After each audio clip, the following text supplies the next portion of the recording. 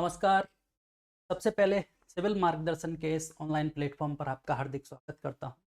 और जैसा कि हम डिस्कस कर रहे हैं चैप्टर 7 इकोनॉमिक सर्वे, जो कि सतत और हरित विकास पर आधारित है, sustainable development and green growth पर। एक सेशन अपन कंप्लीट कर चुके हैं, आज हमारा ये दूसरा सेशन है और इस सेशन में इस चैप्टर को अपन कंप्लीट करेंगे। ठीक है, तो चलिए आज का पहला क्वेश्चन देखते हैं क्या है। तो आज का अपना पहला जो क्वेश्चन है, देखते हैं क्या कहता है। चलिए, पहला क्वेश्चन है आज का अपना, निम्नलिखित में से राजस्थान का समग्र एसडीजी स्कोर वर्ष 2023-24 में कितना रहा। ठीक है, राजस्थान के स्कोर के बारे में बात की गई है कि राजस्थान का एसडीजी स्कोर कितना रहा है। सबसे पहले भारत के स्कोर के बारे में बात करते हैं कि भारत का स्कोर कितना रहा है। तो हमने कल देखा भी था, भारत का स्कोर समग्र रूप से, भारत का एसडीजी जो स्कोर है भारत का, वो 71 रहा। ठीक है, ये हमें याद रखना होगा। और ये जो रिपोर्ट है वो किसके द्वारा जारी की जाती है, नीति आयोग के द्वारा ये रिपोर्ट जारी की जाती है। जब भारत का स्कोर 71 रहा है तो हमें देखना होगा कि इसमें शीर्ष प्रदर्शन करने वाले राज्य कौन से हैं और अंतिम पायदान पर कौन सा राज्य रहा। तो एक बार पहले शीर्ष वाले राज्य देख लीजिए, बहुत इंपॉर्टेंट यहाँ से, क्योंकि पहले स्थान पर रहा है इसमें केरल और आपका दूसरा है उत्तराखंड। केरल और उत्तराखंड संयुक्त रूप से कितने अंक के साथ, आपके 79 अंक के साथ संयुक्त रूप से प्रथम स्थान पर। ठीक है, फिर बात करते हैं द्वितीय पोजीशन की। तो द्वितीय पोजीशन पर आपका रहा है तमिलनाडु, और इसका जो अंक है वो है आपका 78। ठीक है, 78 अंक के साथ द्वितीय स्थान पर। वहीं तृतीय स्थान की बात करें, तृतीय स्थान पर आपके हिमाचल और गोवा, और इनकी जो अंक हैं वो हैं आपके संयुक्त रूप से 77। तो बहुत इंपॉर्टेंट हो जाता है। पहले पोजीशन पर दो स्टेट हैं, आप देख लीजिए, केरल और उत्तराखंड 79 अंक के साथ। वहीं दूसरी पोजीशन आपने तमिलनाडु की देखी, और थर्ड पोजीशन पर गोवा और हिमाचल संयुक्त रूप से 77 अंक के साथ तृतीय स्थान। ठीक है, अब बात करते हैं, ये तो आपके कौन से जिले रहे, राज्य रहे शीर्ष नेतृत्व, शीर्ष राज्य। ठीक है, अब जब यहां से अंतिम पायदान पर कौन सा रहा, जो अंतिम पायदान पर रहा आपका वो है आपका बिहार। बिहार 57 अंक के साथ अंतिम पायदान। ठीक है, तो एक डेटा तो सारा टोटल ये रहा। फिर बात करेंगे हम राजस्थान के बारे में। तो राजस्थान के बारे में देख लीजिए इधर, राजस्थान की इसमें रैंक रही है 11th। अब 11th पोजीशन है, बहुत मिडिल में है, ना तो ऊपर है ना नीचे है, तो याद करने की जरूरत है नहीं, फिर भी याद रखनी होगी हमें कि राजस्थान की एसडीजी में जो रैंक है वो 11 रही। अब 11 रही है तो यहाँ से देखना होगा कि स्कोर कितना रहा है। तो राजस्थान का स्कोर है, पहली बार 60 रहा था, 60 से बढ़कर कितना हो गया, 67 हो गया। इसका मतलब हमें याद जो रखना है वो कितना रखना है, 67 रखना है। और 67 के साथ याद रखना कि इसमें कितने की इंक्रीमेंट हुआ है, यहाँ से 7 का इंक्रीमेंट, 7 अंक की वृद्धि हुई है। तो राजस्थान ने एसडीजी गोल्स को प्राप्त करने में अच्छी भूमिका निभाई है, अतः राजस्थान का स्कोर 67 रहा। यहाँ से आप देख लीजिए, अगर 67 स्कोर रहा है राजस्थान का, तो हमने देखी थी कि इसमें 4 कैटेगरी थी। सबसे पहला अचीवर था जिसमें 100 अंक चाहिए था। दूसरा कैटेगरी था फ्रंट रनर, फ्रंट रनर में 65 से अपर 100। तो यहाँ से एक बात फिर याद रखनी है कि राजस्थान किस कैटेगरी में आ गया है, फ्रंट रनर की कैटेगरी में आ गया है। ठीक है, क्योंकि फ्रंट रनर के बाद तीसरा था परफॉर्मर, जिसमें 50 से 65 अंक थे, और उसके लास्ट सबसे था जिसमें 50 से कम अंक थे, वो था आपका एस्पिरेंट। तो राजस्थान किस कैटेगरी में है, फ्रंट रनर की कैटेगरी में है, 67 अंक है, 11th राजस्थान की पोजीशन है। तो आप यहाँ से हमारा जो आंसर होगा वो 67 ऑप्शन राइट आंसर होगा। इसमें से कोई सा भी क्वेश्चन, कोई सा भी फैक्ट आपसे पूछा जा सकता है। हो सकता है पूछ ले इंडिया का स्कोर कितना रहा है, सबसे सिंपल क्वेश्चन 71 रहा है। और इंडिया का जो स्कोर है वो भी फ्रंट रनर की कैटेगरी में आ रहा है। शीर्ष राज्य केरल और उत्तराखंड, तमिलनाडु सेकंड और थर्ड स्थान पर आपके हिमाचल और गोवा रहे हैं। सबसे अंतिम पायदान पर आपका बिहार रहा है। राजस्थान की रैंक 11th है, स्कोर 71 कितना है 67, सॉरी 67 रहा है राजस्थान का स्कोर, और फ्रंट रनर की कैटेगरी में राजस्थान। ठीक है, तो चलिए नेक्स्ट क्वेश्चन देखते हैं। अगला क्वेश्चन है, आर्थिक समीक्षा 2024-25 के अनुसार राजस्थान ने किस एसडीजी गोल्स में 100 का पूर्ण स्कोर अर्जित कर उल्लेखनीय प्रगति। जब आप देख रहे थे अभी क्वेश्चन में, राजस्थान की रैंक स्कोर 67 रहा था और रैंक 11th पोजीशन। ठीक है, तो यहाँ से हमें राजस्थान ने उल्लेखनीय प्रगति की है आपके किस में, ये पूछा गया है। तो राजस्थान ने जो एसडीजी 7 है, एसडीजी 7 जो कि किफायती और स्वच्छ ऊर्जा है, इसमें 100 अंक प्राप्त किए। 100 अंक प्राप्त किए, इस तरह से राजस्थान इसमें किस कैटेगरी में आया, अचीवर की कैटेगरी में आया। ठीक है, तो ये हमें पूछा क्वेश्चन और इम्पोर्टेंट क्वेश्चन हो, बहुत इंपॉर्टेंट क्वेश्चन है। आर्थिक समीक्षा 2024-25 के अनुसार राजस्थान ने किस एसडीजी गोल में 100 का पूर्ण स्कोर अर्जित कर उल्लेखनीय प्रगति की है। तो एसडीजी 7 इसमें किफायती और स्वच्छ ऊर्जा से संबंधित है, इसमें 100 अंक प्राप्त कर राजस्थान अचीवर की कैटेगरी में आया। आप देख पा रहे हैं राजस्थान में सौर ऊर्जा, नवीकरणीय ऊर्जा के क्षेत्र में महत्वपूर्ण कार्य किए जा रहे हैं। राजस्थान में एकीकृत स्वच्छ ऊर्जा नीति जारी की गई है, चाहे पीएम कुसुम योजना के क्षेत्र से बात करें, चाहे आपके जो पीएम सूर्य घर मुक्त बिजली योजना है, हर तरह से राजस्थान में नवीकरणीय ऊर्जा के रूप में काम किया जा रहा है। ठीक है, तो इसमें काफ़ी उल्लेखनीय प्रगति की है। इसके अलावा जो आपके गोल हैं एसडीजी 1 और 2, इसमें भी राजस्थान ने अच्छी खासी ग्रोथ की है। एसडीजी 1 जो गरीबी का अंत था और दूसरा भुखमरी का समापन करना था, इसमें भी राजस्थान ने उल्लेखनीय काम किया है। ठीक है, ये हमें याद रखना होगा। एसडीजी 7 सी ऑप्शन अपना राइट आंसर। चलिए, निम्नलिखित में से किस विभाग को सतत विकास लक्ष्यों की प्राप्ति हेतु नोडल विभाग बनाया गया। तो राजस्थान में एसडीजी गोल्स के क्रियान्वयन और उनकी मॉनिटरिंग के लिए किस विभाग को मॉनिटरिंग के लिए नोडल विभाग बनाया गया, ये हमसे क्वेश्चन पूछा है। जैसे इंडिया लेवल पे नीति आयोग काम कर रहा है, तो राजस्थान में इसके लिए किस विभाग को नोडल विभाग बनाया गया है, तो हमें याद रखना होगा आयोजना विभाग। आयोजना विभाग है जिसको नोडल विभाग बनाया गया है, किसके लिए, एसडीजी गोल्स के लिए। ठीक है, तो आयोजना विभाग इसका आंसर है, याद रखिएगा, सिंपल सा क्वेश्चन है, ए ऑप्शन हमारा राइट आंसर। ये इस तरह के ऑप्शन आपको मिल जाएंगे, मुख्यमंत्री आर्थिक सलाहकार परिषद, पंचायती राज विभाग, उद्योग विभाग। काफ़ी कंफ्यूजिंग ऑप्शंस होंगे, जैसे हो सकता है कि मुख्यमंत्री आर्थिक सलाहकार परिषद है, ये अपने आप में थोड़ा सा बहुत क्लोज ऑप्शन हो जाता है। आप हो सकता है पंचायती राज और उद्योग विभाग को कट कर दें, फिर भी दो ऑप्शन में देखना होगा कि कौन सा सही है।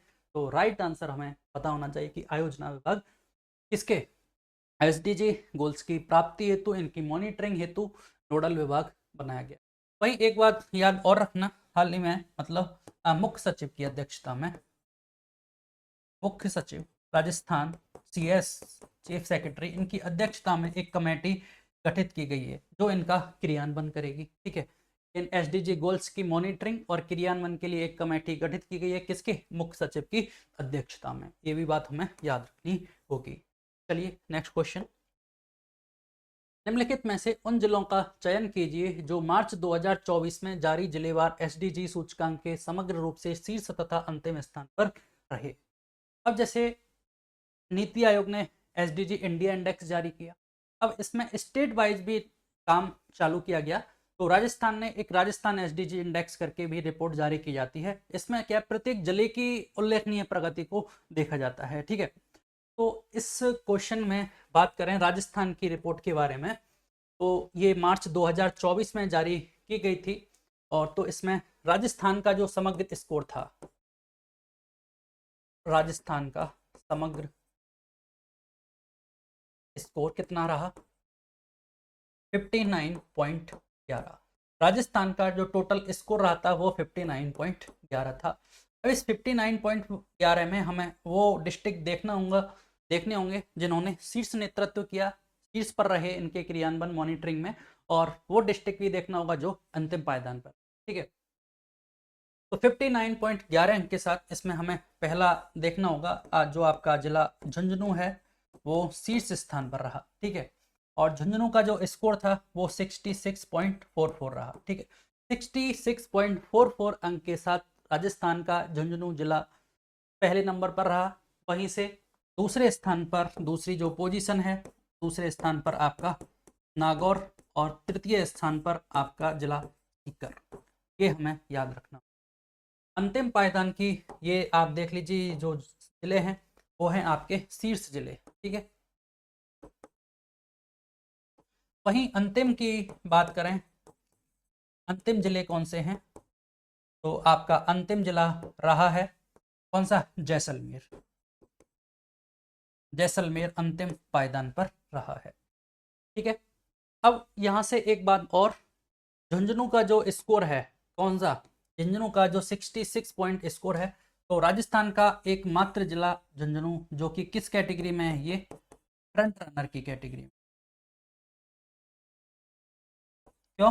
क्योंकि 65 से ऊपर क्या कौन सी कैटेगरी है, 65 से ऊपर फ्रंट रनर, और 65 से 100 तक, और 100 हो जाता है स्कोर होते ही क्या हो जाता है, वो अचीवर की कैटेगरी में आ जाता है, जबकि इनका सबका स्कोर 65 से बिलो है। ठीक है, तो यहाँ से आप आंसर देख लीजिए क्या पूछा गया है, जिलेवार एसडीजी सूचकांक में समग्र रूप से शीर्ष जिला और अंतिम स्थान पर, शीर्ष आपको पता है झुंझुनू है और अंतिम स्थान पर जैसलमेर रहा है। तो ऑप्शन देख लीजिए, झुंझुनू और जैसलमेर, ये ऑप्शन अपना राइट आंसर होगा। ये रिपोर्ट का जो डेटा है हमें याद रखना है।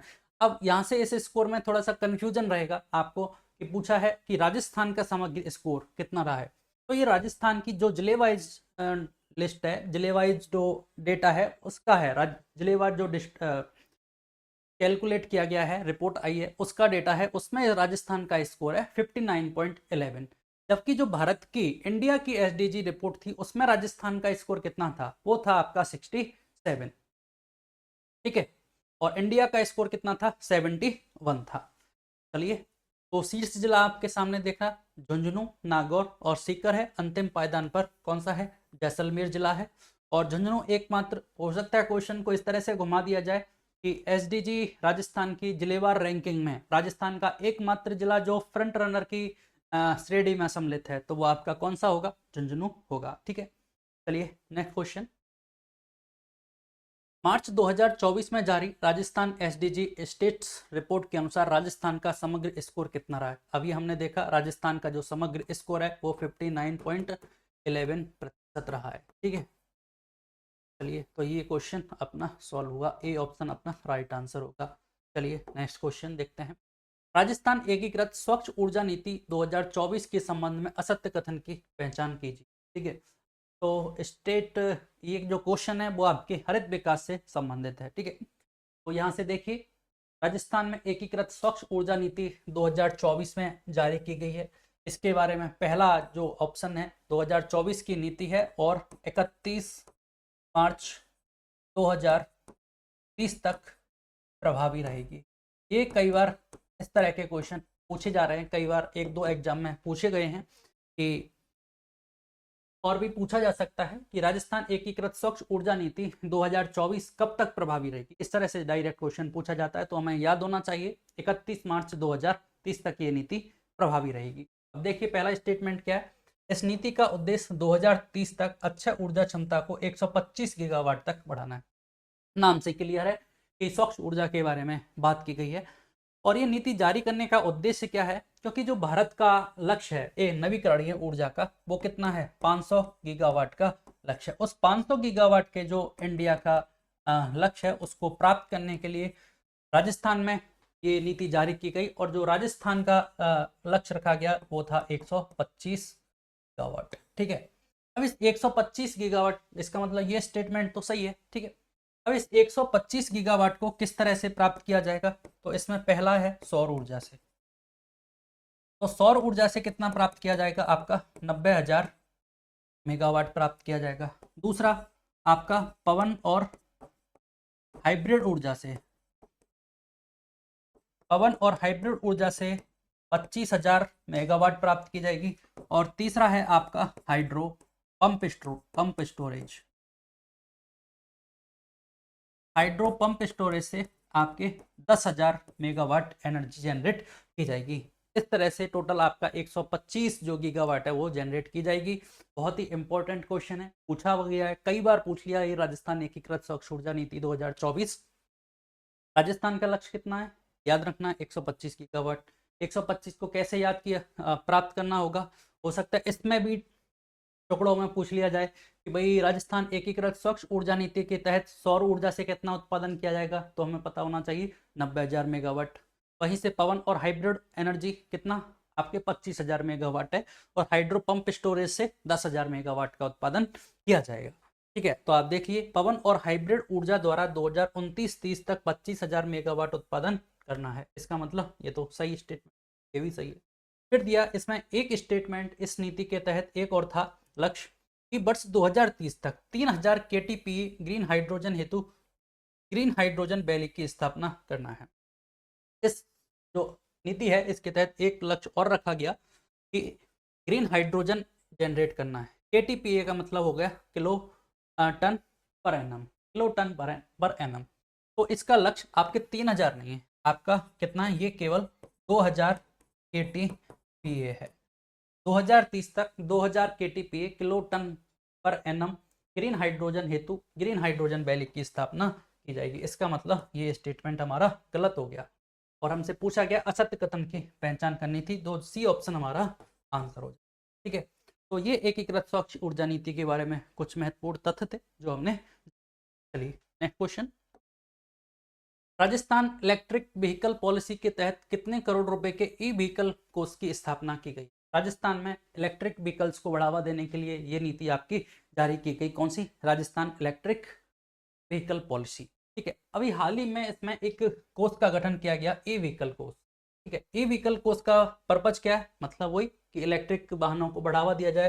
तो ये कब जारी किया था, आपके 14 नवंबर 2024 को आदेश इसके जारी किए गए, और ये कितने करोड़ का था, 200 करोड़ रुपए का फंड था। ठीक है, तो आपका आंसर कितना हो जाएगा, ए ऑप्शन अपना राइट आंसर हो जाएगा। ठीक है, तो क्वेश्चन पूछा जा सकता है कि हाल ही में घोषित किया गया है ई व्हीकल कोष, कितने रुपए का गठन, कितना रुपए का प्रावधान किया गया इसके तहत, 200 करोड़ रुपए का प्रावधान किया गया। डेट इतनी इंपॉर्टेंट है नहीं, 14 नवंबर 2024 है, लेकिन ये हमें याद रखना होगा कि 200 करोड़ का इसके तहत प्रावधान किया गया है। चलिए नेक्स्ट क्वेश्चन, निम्नलिखित में से आर्थिक समीक्षा 2024-25 के अनुसार राजस्थान में कुल अवलेखित वन कितना है। वन रिपोर्ट के बारे में बात करनी होगी, हालांकि वन रिपोर्ट को अपन सेपरेटली पूरे टॉपिक की तरह एक पढ़ेंगे, क्योंकि वन रिपोर्ट से क्वेश्चन आएगा आपने इसमें वीडियो में। तो यहाँ से एक बार देख लेते हैं, कुल अभिलेखित वन क्षेत्र मतलब recorded forest area, RFA, recorded forest area, अभिलेखित जो वन क्षेत्र है वो कितना है, 33,014 किलोमीटर स्क्वायर। ठीक है, ये डेटा हमें याद रखना होगा कि राजस्थान में कुल अभिलेखित वन क्षेत्र कितना है, 33,014। अब ये राजस्थान के क्षेत्रफल का कितना प्रतिशत है, तो ये राजस्थान का 9.64%। राजस्थान के कुल एरिया का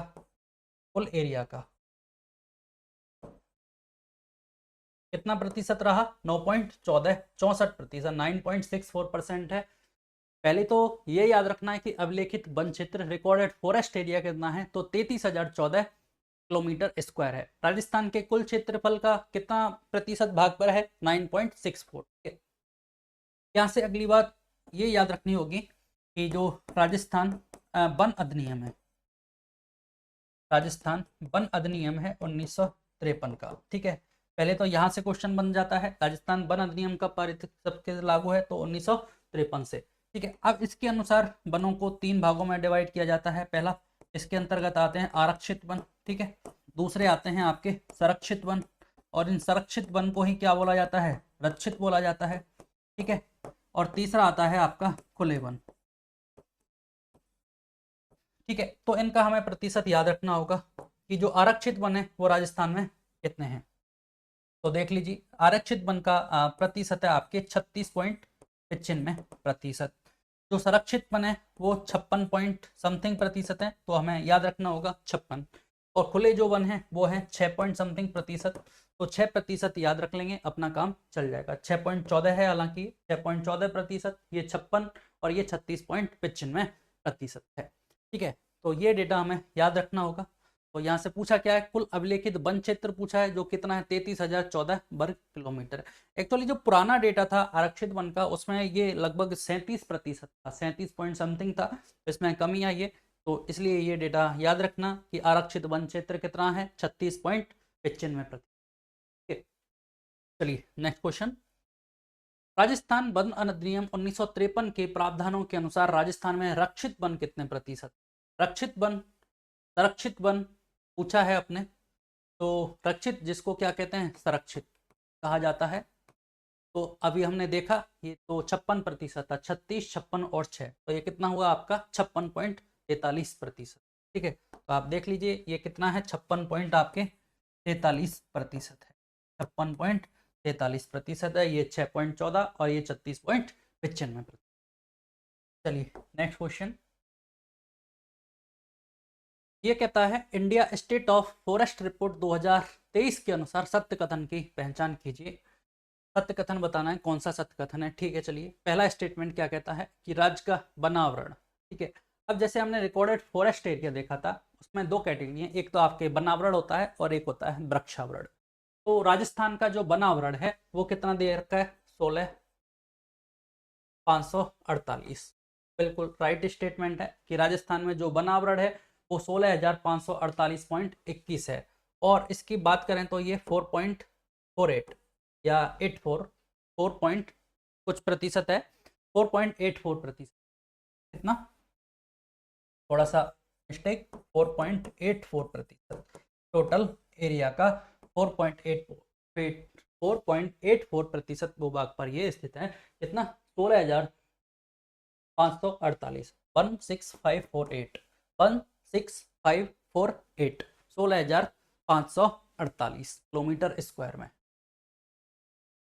किमी स्क्वायर में ये विस्तृत हैं। 4.84% भूभाग पर ये विस्तृत है। ठीक है, चलिए राइट स्टेटमेंट है। दूसरा है राज्य का कुल वनावरण व वृक्षावरण 27,389 वर्ग किमी है, जो कि राज्य के भौगोलिक क्षेत्रफल का 8% है। तो यहां से इसने, ये तो आपका क्या रहा था, वनावरण था। ठीक है, अब इसने बात की टोटल वनावरण और वृक्षावरण की। वनावरण और वृक्षावरण की जब टोटल बात कर रहा है तो ये कितना बता रहा है, 27,389 है। ठीक है, तो यहाँ से आपका जो वृक्षावरण है वो लगभग 10,841 हो जाता है। 10,841 और 16,584 मिलके टोटल कितना हो जाता है, लगभग 27,389 हो जाता है। तो यहाँ से मोस्ट इंपॉर्टेंट तो वही है कि वनावरण कितना है, वो 16548 है, जो कि 4.84% भूभाग पर विस्तृत है। और वनावरण और वृक्षावरण टोटल कितना है, 27,389 है। 27 और 3 है, फिर 89 है। ठीक है, तो ये डेटा हमें याद रखना होगा। और जो कि राज्य के भौगोलिक क्षेत्रफल का कितना प्रतिशत है, 8%। 8, ये तो जो वनावरण और वृक्षावरण है वो तो आपके कितना है, टोटल एरिया का 8% है। लेकिन जब आपने देखा कि जो अवलेखित वन क्षेत्र है, रिकॉर्डेड फॉरेस्ट एरिया है, वो कितने भूभाग पर है, 9.64% भूभाग पर स्थित है। ठीक है, दोनों में कंफ्यूज नहीं होना है। और चलिए, थैंक यू। स्लाइड आई अपने सामने, और इस तरह से हमने चैप्टर 7 कंप्लीट किया।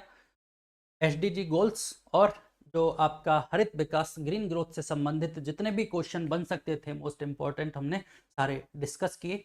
और वन रिपोर्ट को अपन अलग से पढ़ेंगे। ठीक है, और अगली क्लास में हम चैप्टर 8 स्टार्ट करेंगे, जो शिक्षा और स्वास्थ्य से संबंधित। चलिए आज की क्लास यहाँ समाप्त करते हैं। धन्यवाद।